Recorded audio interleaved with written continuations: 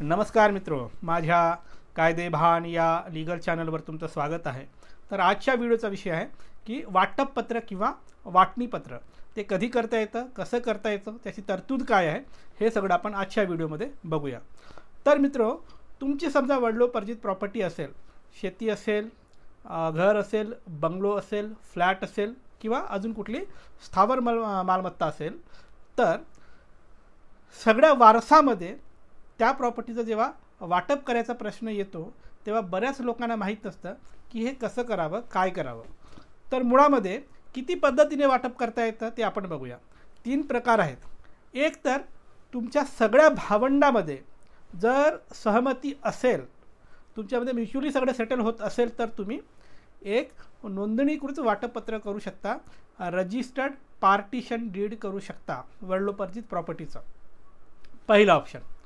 दुसरा ऑप्शन जो तुमचा आहे तो आहे महाराष्ट्र जमीन महसूल अधिनियमच्या कलम 85 अन्वये तुम्ही तहसीलदारकडे वाटपाचा अर्ज दाखल करू शकता।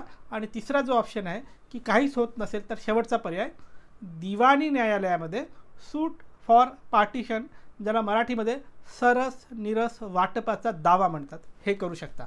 असे 3 ऑप्शन्स आहेत। तर आपण सगळ्यात आधी बघू पहिला ऑप्शन कधी तुम्ही चूज करू शकता। पहिला ऑप्शन काय सांगितलं की सगळ्या भावंडामध्ये, सगळ्या वारसामध्ये जर सहसंमतीने डिस्प्यूट कुठलाही न करता वाटप होऊ शकत असेल, तर जे काही तुमच्यामध्ये ठरतं की मोठ्या भावाला इतकं, छोट्या भावाला इतकं, मोठ्या भावाला शेती, छोट्या भावाला ही शेती, मोठ्या भावाला हा फ्लॅट, छोट्या भावाला तो फ्लॅट, जे काही तुमचं ठरतं ते डिटेलमध्ये लिहायचं की तुम्ही सगळी भावंडं किती, प्रॉपर्टी किती, कोणाला किती हिस्सा देत आहे, याचं सगळं चतुर्सीमा सकट त्या वाटपपत्रात लिहायचं, सगळ्यांनी सही करायची। आणि हे जे वाटपपत्र आहे हे घेऊन जायचं कुठे, दुय्यम निबंधकाकडे, सब रजिस्ट्रारकडे घेऊन जायचं। सब रजिस्ट्रारकडे द्यायचं की आमची ही वडिलोपार्जित प्रॉपर्टी आहे, आमचं असं असं वाटप आम्ही केलं आहे सहसंमतीने, आम्हाला नोंद करायचं आहे।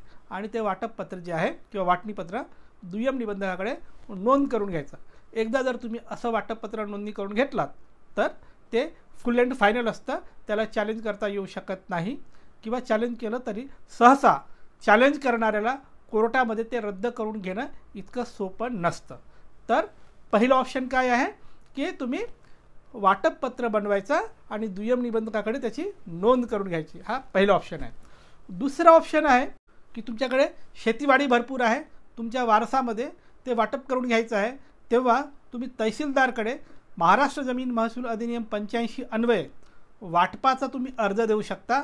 आणि जे इतर वारस आहेत त्यांच्या नावाने नोटीसची बजावणी होते, म्हणजे सगळ्यांना नोटीस जाते आणि त्यांना कळवण्यात येतं की अमुक अमुक वाटपासाठी अमुक अमुक तुमच्या वारसांनी हा अर्ज दिला आहे, तुमच्या भावंडांनी अर्ज दिला आहे, तुमचं काही म्हणणं असेल तर येऊन मांडा। मग बाकी वारस येतील, त्यांचं जे काही म्हणणं आहे ते तहसीलदारच्या पुढे मांडतील। खरं तर हे कलेक्टरचे पॉवर आहेत कायद्याप्रमाणे, पण तहसीलदारला डेलिगेट केलेले असतात। तर तिथे त्यांचं काय म्हणणं आहे बघतात आणि तिथे जर तुमचं काही डिस्प्यूट न होता किंवा 19-20ची चर्चा होऊन तुम्ही याला एवढं द्या त्याला तेवढं द्या असं ठरवून जर तिथे समजा सहसंमतीने काही तोडगा निघत असेल, तर कलम 85च्या अन्वये नोटीस पाठवून सगळ्यांना बोलवून तोडगा काढून तिथे वाटप केलं जाऊ शकतं। तहसीलदार हे वाटपपत्र किंवा जी काही प्रॉपर्टी आहे त्याची वाटणी फायनल करू शकतात। तर हा झाला दुसरा प्रकार। आता तिसरा प्रकार म्हणजे तुमच्या भावंडामध्ये वडिलोपार्जित प्रॉपर्टीबद्दल काहीच ठरत नाही, पहिला पर्याय पण होत नाही, म्हणजे रजिस्टर्ड वाटपपत्र ते पण होऊ शकत नाही, कलम 85च्या अन्वये अर्ज पण होऊ शकत नाही। इतका वाद जर तुमच्यामध्ये असेल तर मग बाकी भावंड काय करायचं, ज्या भावंडांना वाटप पाहिजे त्यांच्याकडे मग शेवटचा पर्याय उरतो, तो म्हणजे दिवाणी न्यायालयात जायचा, सरस निरस वाटपाचा दावा, याला इंग्लिशमध्ये पार्टिशन सूट म्हणतात। तर हा जो सरस निरस वाटपाचा दावा आहे तो दाखल करता येतो। कोण दाखल करू शकतो?